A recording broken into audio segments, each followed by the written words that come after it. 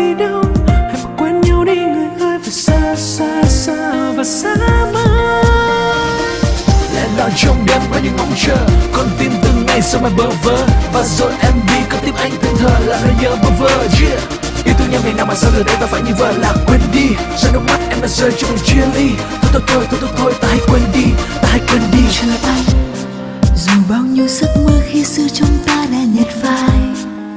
Sau này khi cô đơn thấy người mang đến, giọt lệ buồn phai vui, cay đắng trên đôi môi. Mà em luôn vẫn tin như ngày xưa, chờ yêu thương của anh cũng sẽ có lúc quay về đây.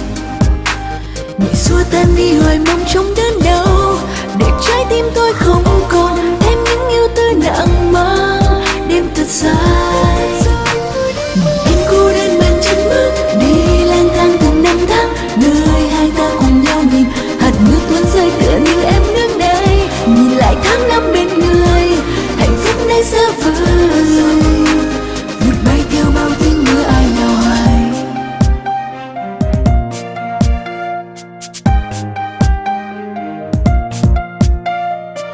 Ta chia tay nhau bởi vì đâu. Hãy bỏ quên nhau đi người ơi, và xa xa xa và xa mãi. Lẽ loi trong đêm có những mong chờ, con tim từng ngày sao mà bơ vơ. Và rồi em đi con tim anh thẫn thờ là nơi nhớ bơ vơ. Yeah. Yêu thương nhau ngày nào mà sao giờ đây ta phải như vợ là quên đi. Rồi nước mắt em đã rơi trong cuộc chia ly. Thôi ta hãy quên đi, ta hãy quên đi. Anh dù bao nhiêu giấc mơ khi xưa chúng ta đã nhạt phai.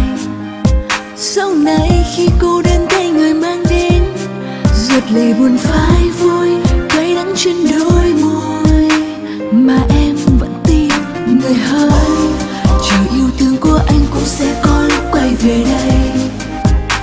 Nhẹ xua tan đi hoài mong trong đớn đau, để trái tim tôi không còn thêm những yêu tư nặng mang. Đêm thật dài em cô đơn bên chân bước đi lang thang từng năm tháng, nơi hai ta cùng nhau nhìn hạt mưa tuôn rơi tựa như em.